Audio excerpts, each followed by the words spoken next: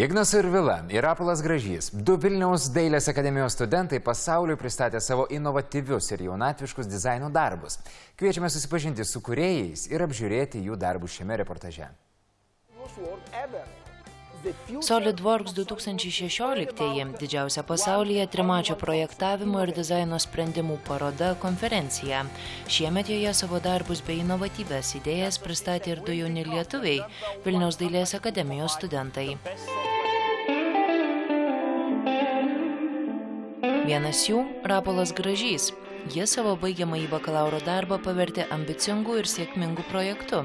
Rapolas kuria elektrinės gitaras Lava, išsiskiriančias ne tik skleidžiamų garsu, bet ir praktiškais gamybos sprendimais.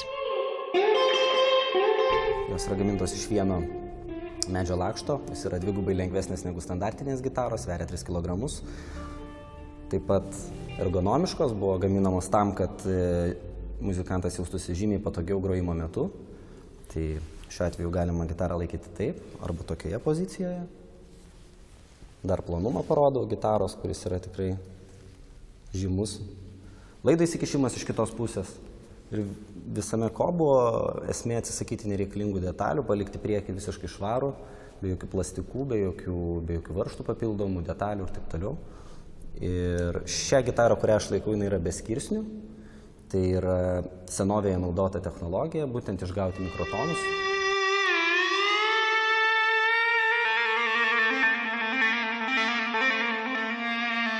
Rapolas Gražys pats gitarą groja jau daugiau nei 10 metų, sako, kad tai padiktuoja jam daug Lava gitarų kūrybinių sprendimų. Atsisakydamas papildomų instrumento detalių, dizaineris suteikia galimybę gitarą išgauti neįprastą skambesį.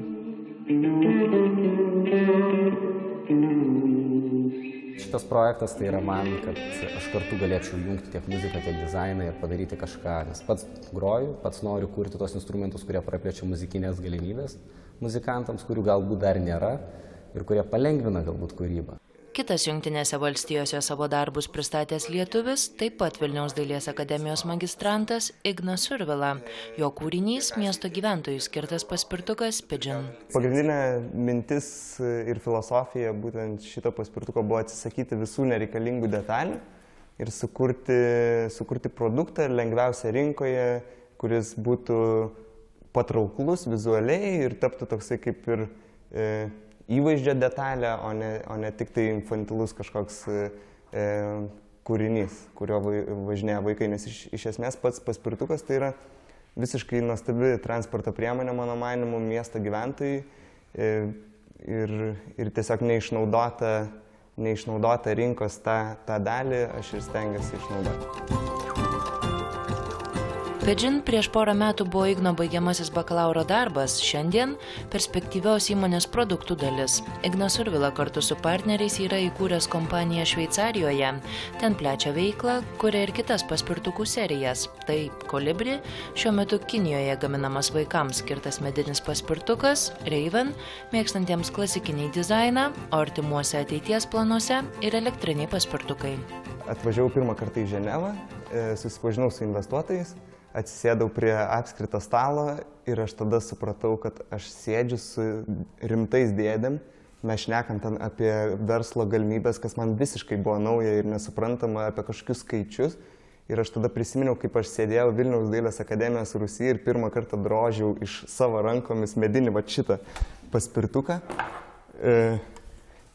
Ir ta prasme, visiškai fantastiškas tas kelias, kai tu supranti, kad kiek tu gali padaryti, būdamas netgi Lietuvoje, labai daug kas burba apie Lietuvą, kad čia nėra galimybių, mes neturim, tarkim, ten mokesčiai dideli, labai daug bėdų iškelia, bet iš esmės mes esam to paties pasaulio piliečiai. SolidWorks konferencijoje svečiavęsi jaunieji Lietuvos dizaineriai 3 dienas savo produktus eksponavo industrijos profesionalams, leido juos išbandyti visiems norintiems, taip pat skaitė pranešimus. Konferencija Jungtinėse valstijose baigėsi jau prieš kurį laiką, tačiau Ignui Survilai ir Rapolui Gražiui svajonės ir didžiuliai